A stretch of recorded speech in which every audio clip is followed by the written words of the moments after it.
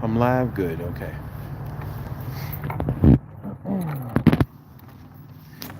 I tried to post a short, but for some reason it wasn't working. But I just need to get this out. I don't care anymore.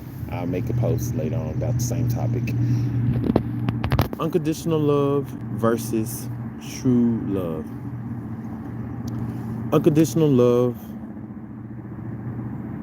did create this. I'm gonna say it like this. Unconditional love also created the evil and sin. Unconditional love paved the way for the lawless, everything.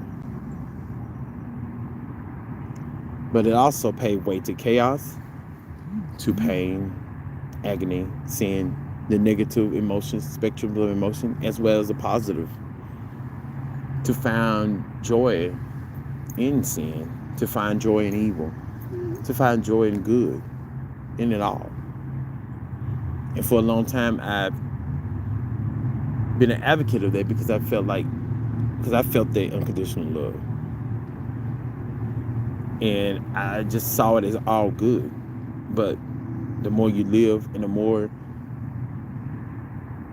spiritual attacks you endured or your channels, and the more the truth is unveiled, you start to realize that it's not all good either. It can cause more harm. But the true love would have never created us in the first place. It would have left us in the eternal relief and pureness. It would have left us in nothingness. It wouldn't hadn't ever disrupted the peace. The creators, the creations disrupted that when they created, when they vibrated with the word, or however the religious scriptures disclose how creation began, or the beginning, to describe the beginning. Some people say it's always been here. Isn't you just eternal? You just continue in a loop? No, bull. They want you to think that they keep you feeding into the cycles in their siphoning systems, their harvesting systems. They need eternal being. The only thing that was eternal was the spirit. It's the spirit. Why else do you think there was nothing before there was something? Origins, the nameless, never needed anyone or anything to create out of itself. Using the false light to create these realms. It needed it. It wasn't even sanctioned to do it. True love is eternal relief and pureness. Unconditional love is this. It's we here with only a temporary moments of relief, through sleep or through happy moments, loving moments. But remember, your vessels are byproducts of this dark matter of the light, the false light. Those emotions, all of them are byproducts of this unconditional love, this temporary experience. Your spirit is relieved only to be reincarnating back into the cycle to learn new things, learn lessons, grind again to achieve, only to lose it all in the end. Then do the cycle again, if reincarnation actually exists. But why? Why go through it at all? Why put eternal beings through it in the first place? Why do that? Why put them through the torture, through the ups and downs, the moments of happy? Battery low. Why?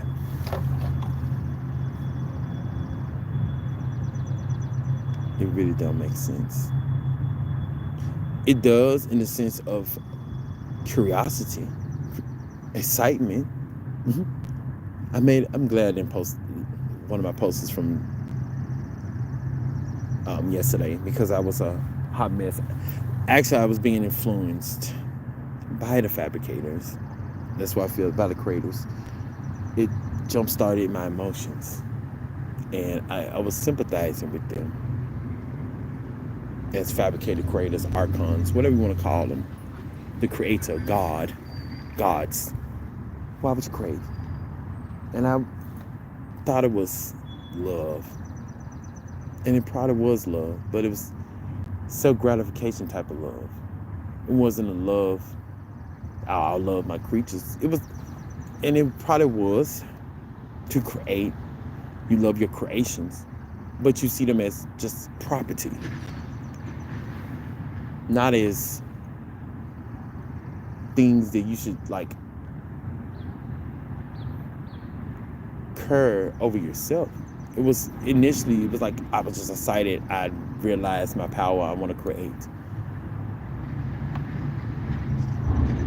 without taking accountable that am I going to put them through worse pain than what I'm not sure if they're going through pain, but what pains or what issues I'm gonna put them through, whether it's good or bad.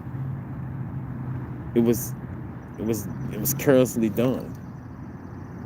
It was just done out of the sheer art of doing it, just to create a masterpiece. But you realize later you created a disaster too. It's a chaotic masterpiece. So, I don't want to continue to talking because I don't want to yap because I can yap for hours. I'd rather make a separate post or mini posts, but I just have to get that out there. Especially a person like myself who I spend so long trying to be optimistic. Even though as a child, it was part of me that I always like dread being alive, like just dread. Even said, what child probably haven't said they wish they were never born, you know? But I tried to see good in things. I tried to do good in school, conform as much as I could to the expectations of living in a society in the matrix, going to school, good grades, working hard, all those different wheels of cycles of being a productive citizen in society. And I still feel that pressure doing it at times because I've done it so long, just like any other average person. But does it really serve in the end? Yeah, it may serve to upkeep society or the matrix or whatever, but does it really serve in the end? Especially when you know you lose it all and it's pretty much pointless, because it's like you work hard, you create all these meaningful bonds with people just to know that one day you'll lose them or they're gonna lose you. It actually causes more pain in the end until you become so numb that you don't care anymore. Until you face death, and then it's like a flood of emotions happen, then there's nothing.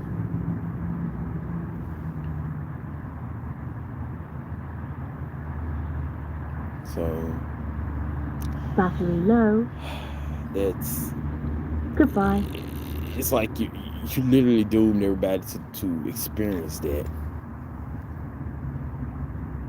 and then we have to possibly do it again to learn any more lessons. No, I don't want to learn anything else. We're eternal beings. We never. There's nothing really to know, and there's no amount of trial or error that can fix your unconditional love chaos. It's just not. It's just not.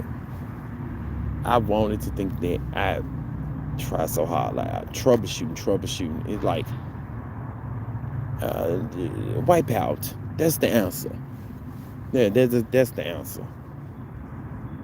You try to honor people's desires, and then it's a possibility they can override or step other people's healthy boundaries, and then there's back to strife and hell again. Moments of harmony with moments of unbalance and war, destruction. But it's limited because it's you're just getting enough. You're doing just enough to get an end. To me, an end. So basically, it's opportunity and chaos. The few profiting, the majority of people are just suffering. Is that really a world worth preserving? Really? Ask yourself that, fabricators, creators, creator, God, the council. Ask yourself that. Is that really worth keeping?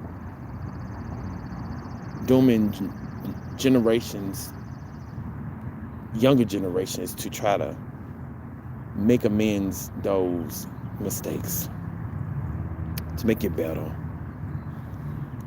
deal with that pressure, only to know that somehow, some way, other issues arises when you solve others. Because we have learned over 4,000 years of history have shown that pattern.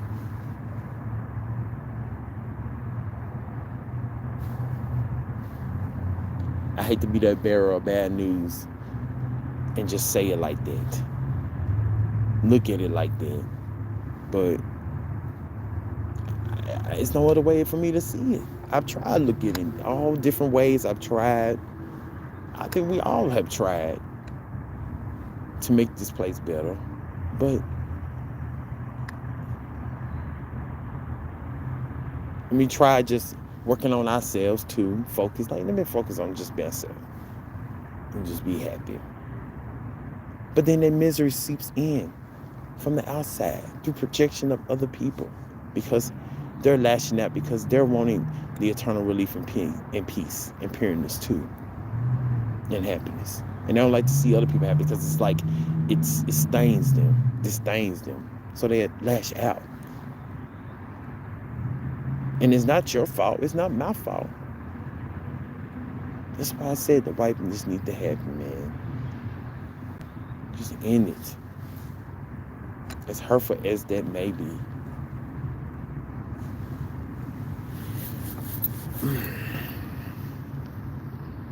Is there anything in the council, whatever, they feel like there is a solution? Now's the time. But I think deep down, no, that's it. That is the best option. That's the only option I can see. Seeing from a person who tries to be more spirit over flesh, you know.